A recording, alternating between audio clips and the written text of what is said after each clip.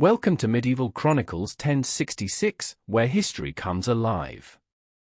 Today, we embark on a journey back to the year 800 AD, a pivotal moment in European history. This is the story of Charlemagne's coronation, the rise of an empire. Charles the Great, known to history as Charlemagne, was a man of immense ambition and unparalleled vision. Born in 742 AD, Charlemagne inherited the Frankish kingdom from his father, Pepin the Short. Under his rule, the Frankish territories expanded dramatically, encompassing much of Western and Central Europe. Charlemagne was not only a fierce warrior but also a shrewd statesman. His reign marked the consolidation of various territories, transforming fragmented lands into a cohesive empire. From the Pyrenees in the west to the Danube in the east, Charlemagne's influence was profound and far-reaching. During Charlemagne's time, Europe was a patchwork of warring kingdoms and tribes. The Western Roman Empire had fallen centuries earlier, leaving a power vacuum filled by smaller, often conflicting states. The Eastern Roman Empire, or Byzantine Empire, still stood strong, but the West lacked a unifying force. The Lombards in Italy, the Saxons in the north, and the Moors in Spain all vied for power. Amidst this chaos, Charlemagne's vision of a united Christendom began to take shape. His military prowess and diplomatic acumen enabled him to forge alliances and subdue enemies, setting the stage for a new era. Charlemagne embarked on numerous military campaigns, conquering the Lombards in Italy, the Saxons in the north, and extending his influence into Spain. His campaigns were not mere conquests, but were aimed at spreading Christianity and creating a unified Christian realm. Charlemagne's military campaigns were relentless and strategic. His conquest of the Lombards in 774 AD marked the beginning of his rise as a dominant power in Europe. In the north, he waged a brutal 30-year campaign against the pagan Saxons, eventually converting them to Christianity. But Charlemagne was not just a warrior, he was a reformer. He revitalized education, establishing the Carolingian Renaissance, which emphasized learning, culture, and the arts. He reformed the legal system, standardizing laws across his empire, and promoted Christianity throughout his domains, working closely with the church to integrate religious authority with his rule. In 799 AD, an event occurred that would change the course of history. Pope Leo III, facing rebellion and accusations from Roman nobles, sought Charlemagne's protection. Charlemagne marched to Rome, quelling the rebellion and reinstating the Pope. This alliance would pave the way for his coronation. The relationship between Charlemagne and Pope Leo III was mutually beneficial. For Charlemagne, it was an opportunity to solidify his rule and gain religious legitimacy.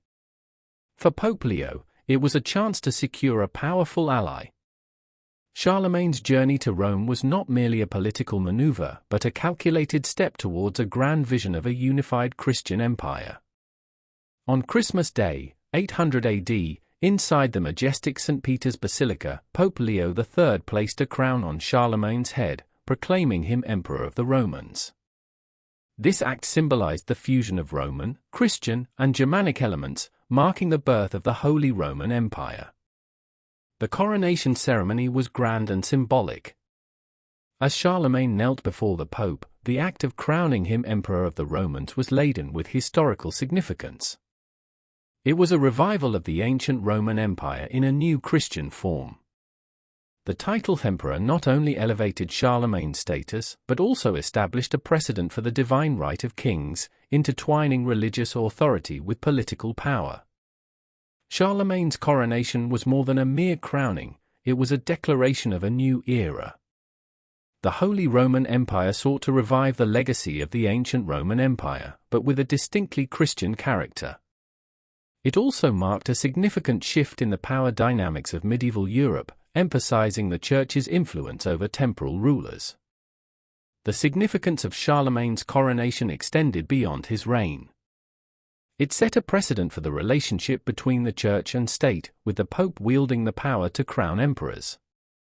This fusion of spiritual and temporal authority influenced the political landscape of Europe for centuries, laying the groundwork for the medieval concept of Christendom. Charlemagne continued to rule for 14 more years, during which he solidified his reforms and strengthened his empire. His reign laid the foundations for the Carolingian Renaissance, a revival of art, culture, and learning. Even after his death in 814 AD, Charlemagne's legacy endured, shaping the future of Europe for centuries to come. Charlemagne's legacy is multifaceted. His emphasis on education led to the establishment of schools and the preservation of classical knowledge. His legal reforms created a more unified and just system of governance. The cultural and intellectual revival during his reign set the stage for the High Middle Ages. Charlemagne's vision of a united Christendom, though imperfect, inspired future generations of European leaders. From a warrior king to an emperor crowned by the Pope, Charlemagne's journey is a testament to the transformative power of vision and leadership. His coronation not only altered the course of European history but also left an indelible mark on the identity of the continent. Charlemagne's influence can still be seen in modern Europe. His vision of a united, Christian Europe foreshadowed the formation of entities like the European Union. Monuments and legends of Charlemagne continue to inspire and remind us of his enduring impact. Thanks for watching Medieval Chronicles 1066, Life and Legends. Don't forget to like, share, and subscribe for more deep dives into history. Until next time, stay curious.